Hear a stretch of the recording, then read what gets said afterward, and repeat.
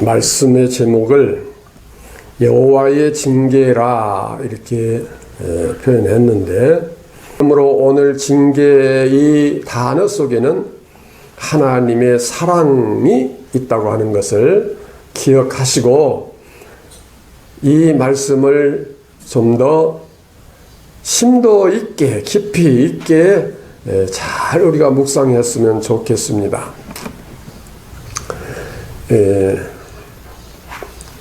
하나님은 공의로우시고 자비로우신 하나님이라 이렇게 표현하는 것이 제일 잘 표현합니다. 그런데 그걸 더 약해서 표현할 때는 사랑의 하나님 이렇게 표현합니다. 그런데 사랑은 공의가 없거나 자비가 없거나 둘 중에 하나만 없어도 사랑이 아니에요. 공의가 없으면 자비가 될 수가 없고, 자비가 없으면 공의가 될 수가 없습니다. 그러므로 하나님의 참 사랑은 공의와 자비를 합쳐서 참 사랑이라고 할 수 있는데, 그 공의를 달리 표현하면은 징계라 이렇게 말할 수 있습니다. 그런데 오늘 읽은 말씀에 보면은 우리가 다 읽고 또 잘 이해하시고 계시니까 자세히 설명 안 드려도, 하나님께서 괜히 매를 때리시는 분이 아니시다 하는 것입니다. 전라도 표현으로 좀 해볼까요? 맥없이 때리는 게 아니다. 다른 분들은 하시는가 모르겠는데 맥없이. 하나님은 또 달리 표현해서 아버지는 아들을 괜히 때리지 않아요. 뭔가 잘못한 일이 있을 때 때리는 것입니다. 그러니까 오늘 말씀에도 우리가 잘못할 때, 범죄할 때 하나님께서 징계를 하신다고 하는 말씀이죠. 그러면은 우리가 하나님을 볼 수도 없고 만날 수도 없고 같이 이렇게 인간처럼 대화를 할 수도 없는 그런 분이신데, 태풍이 불어서 내가 큰 어려움을 당했다, 또 아무개가 나한테 잘못해서 내가 어려움을 당했다, 또 나는 운전을 제대로 했는데 어떤 술 취한 사람이 운전하다가 그만 내게 와서 받아서 내가 이렇게 불구가 됐다, 뭐 이럴 수도 있잖아요.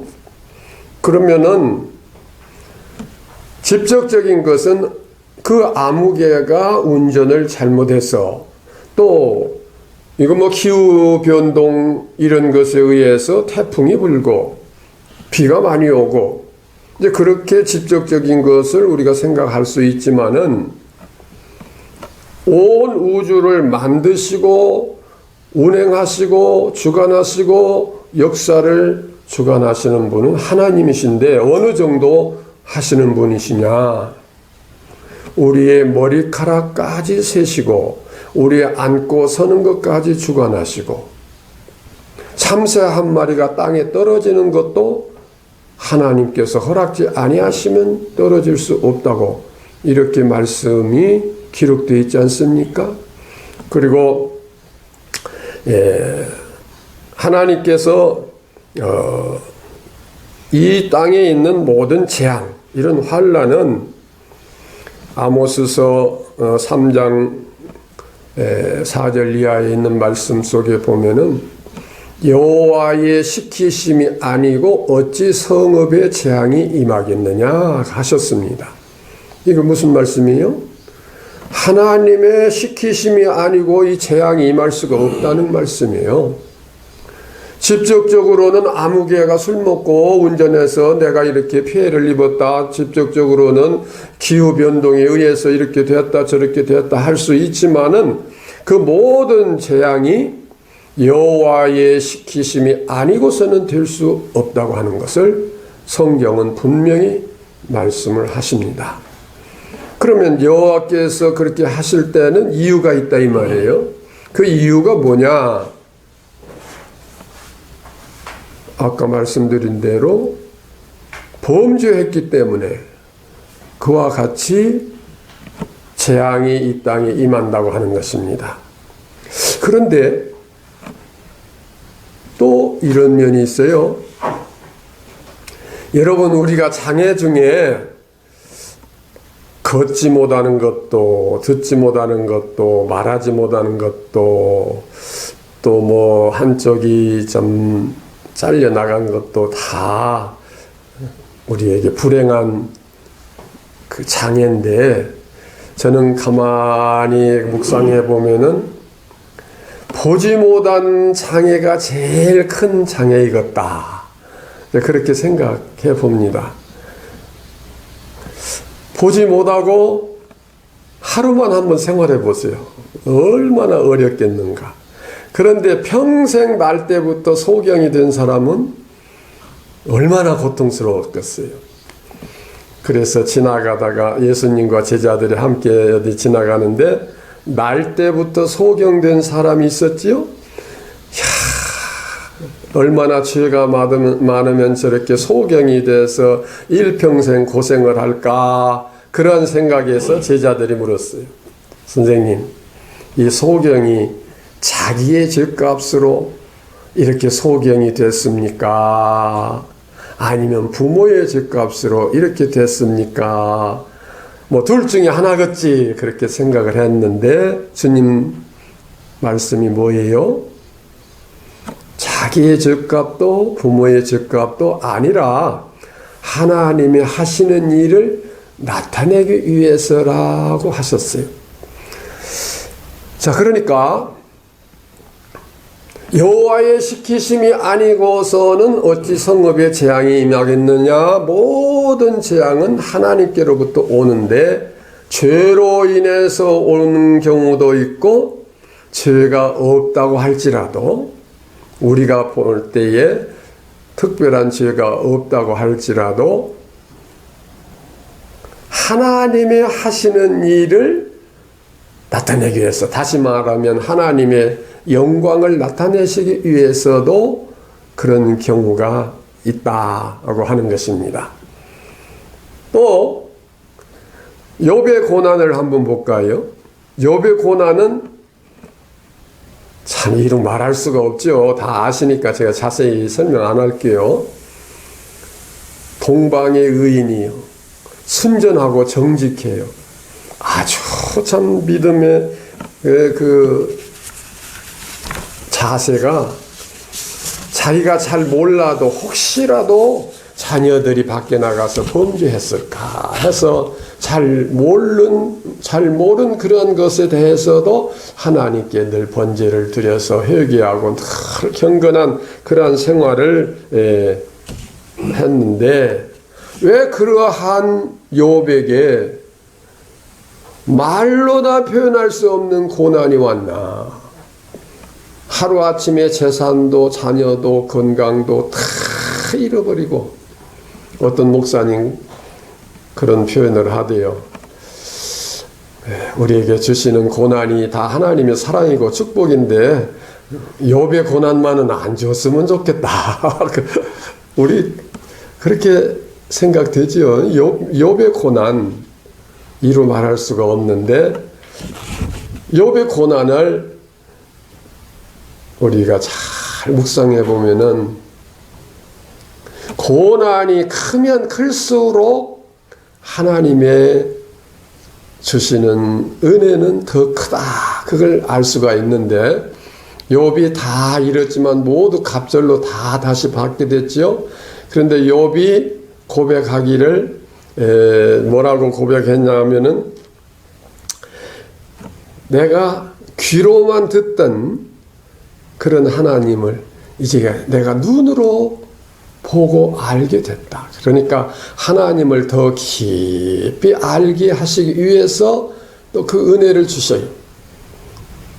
그러니까 이 모든 것의 결과는 죄로 인해서 그 징계가 왔을지라도 그 죄를 깨닫고 회개하고 구원받게 하시려고 하는 사랑이 그 속에 들어있고, 또 죄가 없어도 날 때부터 소경된 사람 같이 하나님의 영광을 위해서 그렇게 쓰시기도 하시고, 또 욥처럼 더 귀한 은혜를 주셔서 하나님을 더 깊이 알게 하고 더 큰 축복을 받게 하시기 위해서 그런 고난을 주신다. 그 고난을 징계라고 표현을 했고, 그 징계를 다른 말로 또 덧입혀서 표현하기를 제가 아까 말씀드렸죠.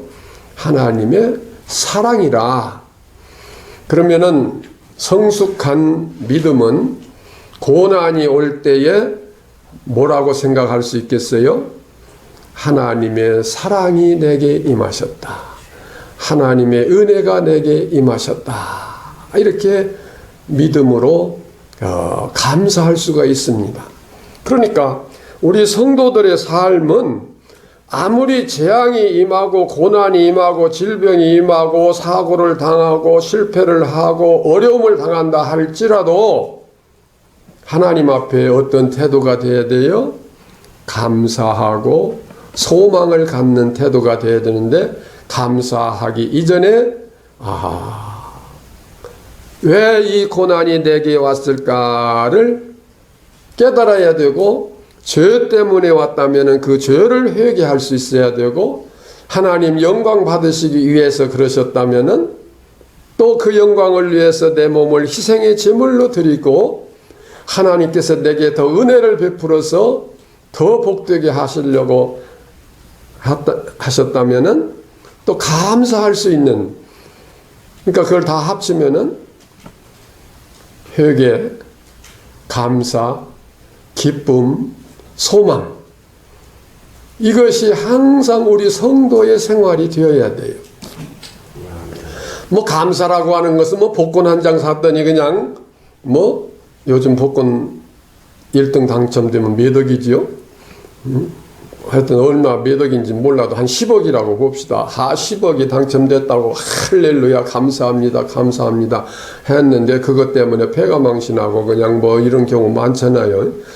그것이 감사 조건이 아니라 복권에 당첨돼도 감사, 복권하고 아무 관계없이 내가 또 아무 어떤 이유 없이 어려움을 당해도 감사, 어떠한 경우도 하나님 앞에 감사하며 기뻐하며 소망을 갖는 그러한 삶이 오늘 우리들의 신앙 자세가 되어야 된다. 그러면 특별히 요즘에 일어나고 있는 이 코로나 질병 문제, 또 정치적으로 혼란한 문제, 자, 이런 것들을 우리가 비관만 할 것이 아니라 이 속에 하나님의 뜻이 무엇이냐, 하나님께서 왜 이렇게 하시느냐, 이것을 우리가 깊이 생각해 봐야 될 것입니다. 그런데 하나님께서 이렇게 하실 때는 반드시 그 선지자들에게 예고를 하신다고 하셨습니다. 하나님께서 그냥 갑자기 탁 물을 쏟아버리고 갑자기 매를 가지고 탁 때리는 그런 식의 징계가 아니라 선지자들을 통해서 회개하라, 바로 서라, 하나님께 돌아오라, 이렇게 늘 예고를 하고 경고를 하시고, 그렇게 안 하면 곧 이 성이 망한다, 이제 어떠한 재난이 하나님께로부터 온다, 이것을 다 알리심에도 불구하고 그것을 믿지 못하고 듣지 아니하고 그냥 죄악의 길로 가다가 어려움을 당한다고 하는 것입니다. 그러면 결과적으로 이제 이러한 때 우리가 어떻게 해야 되느냐? 아까 말씀드린 바와 같이 원인을 알아야 기도도 거기에 맞는 기도를 하거든요. 아, 죄값으로 이렇게 됐구나. 내가 이러한 죄를 지었는데 죄값으로 됐구나 하면은 그 죄를 회개해야 돼요. 그런데 죄 없는 사람은 없죠. 죄 없는 사람은 없어요. 그러면 이렇게 제가 표현을 간혹 했었잖아요. 어린아이가 이렇게 저벅 걸어가는데 조금 한두 발만 더 떼면은 낭떠러지요. 철없는 어린애가 그걸 걸어가고 있어요. 한두 발만 더 뛰면은 낭떠러지에 떨어져 죽어요. 그런데 내가 옆에서 딱 쳐다보고 있으면서 내 새끼 아니니까 뭐 그러고 방관하고 있으면은 내가 밀어뜨려서 떨어진 건 아니에요. 내가 그리 가라고 말한 것도 아니에요. 그러나 나는 무엇과 같아요? 그 아이를 죽게 만든 살인자나 마찬가지요. 왜냐? 내가 손을 내밀어서 잡아주기만 했으면 사는데 그걸 안 했다 이 말이에요. 그러면은 달리 표현을 하면은 선인 줄 알면서 선을 행치 아니하면 그것도 뭐라고 그랬어요? 그것이 곧 죄라고 그랬어요. 그러니까 내가 남의 거 도둑질 안 하고 남에게 피해 안 주고 남하고 싸우지 않고 욕 안 하고 그렇게 뭐 이렇게 잘 살면 되지 뭐 그리고 그냥 늘 혼자 밀실에 들어가서 기도하고 그렇게 살면 됐지. 그러면 죄 안 지는 것이지. 그러면 뭐 내가 회개할 게 뭐가 있냐? 죄가 뭐가 있냐? 그거 아니잖아요. 지금 주님을 모르고 하나님을 모르고 많은 사람들이 지옥의 구덩이를 향하여 걸어가고 있는 3살짜리 어린아이와 같이 가고 있어요. 그럼 우리는 어떻게 해야 돼? 그들에게 복음을 전해서 그들이 돌이킬 수 있도록 때를 얻든지 못 얻든지 죽든지 살든지 먹든지 입든지 무엇을 하든지 하나님의 영광을 위해서 이 복음을 전하는 삶이 돼야 그게 선인데 아이고 뭐 내가 누구고 싸운 일이 있나 뭐 했나 나 죄의식을 못 느낀다고 하는 것은 그 자체가 심령이 무뎌져 있는 거예요. 하나님 앞에 그게 죄인. 선인 줄 알면서 내가 손을 내밀어 그 아이를 잡아주면 그 아이가 이 낭떠러지에 떨어지지 아니하고 살 수 있는데 그걸 알면서도 손을 내밀지 않았다고 하는 것은 살인자나 똑같다고 하는 것입니다. 달리 말하면 우리가 하나님 앞에서 게으르고 나태하고 등한히하고 나 하나 잘 살기 위해서 남을 몰라하고 복음을 전하지 않고 선교하지 않는 그런 삶을 산다고 하는 것은 그것이 하나님 앞에는 죄예요. 아예 죄진 일도 없는데 왜 이렇게 징계를 하시나 그럴지 몰라도 왜 죄가 우리가 없겠어요. 네. 그러나 진짜 그런 죄가 없다 할지라도 하나님의 영광을 위해서 날 때부터 소경된 사람같이 우리에게 고난을 주실 때도 있어요. 그러니까 모든 고난은 하나님께로부터 왔는데 하나님께서 우리에게 은혜를 더하시려고 주셨다.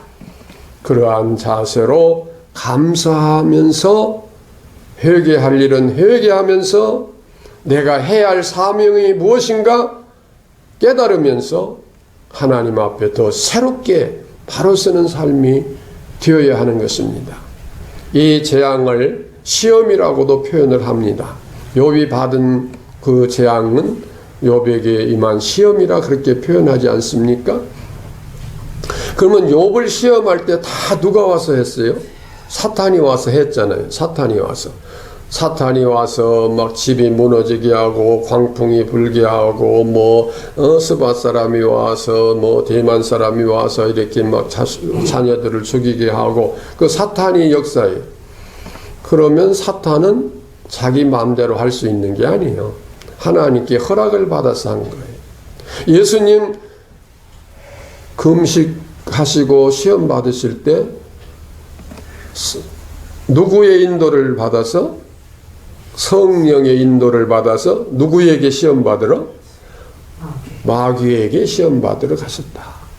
아니 하나님의 아들 예수 그리스도를 왜 마귀에게 시험 받게 하려고 하셨을까? 그런데 그 시험은 목적이 있어요.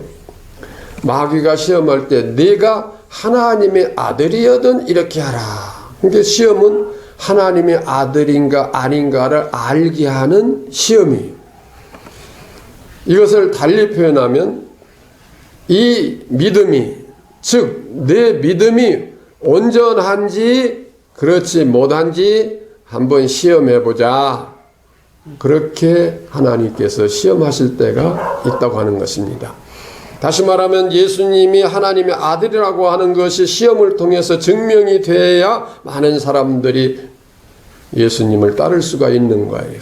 나를 하나님의 일꾼으로 쓰시기 위해서는 내게 많은 고난을 주셔서 그 고난 중에도 믿음을 어떻게 지켰는가를 많은 사람들이 알게 하시고 나를 통해서 하나님을 증거할 수 있는 일꾼으로 삼으시기 위하여 내게 고난을 주실 때도 있다고 하는 것입니다.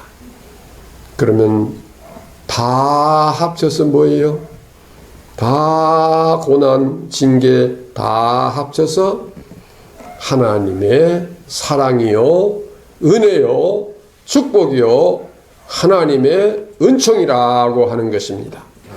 그러므로 여러분, 오늘 이 시대가 이렇게 혼란하고 국가적으로, 인류적으로 또는 개인적으로, 사업적으로 여러 가지 힘들고 어려운 일이 있다 할지라도 그 속에 하나님의 은혜가 있고 사랑이 있고 축복이 있다고 하는 것을 우리는 깊이 묵상하면서 이럴 때일수록 더 하나님께 가까이 나가서 기도하고 나를 살피고 내가 어떻게 무엇을 해야 할 것인가를 새롭게 마음에 다짐하고 결심하고 내게 주어진 사명이 무엇인가를 더 깊이 깨닫는 이러한 기회가 되시기를 주의 이름으로 축원합니다.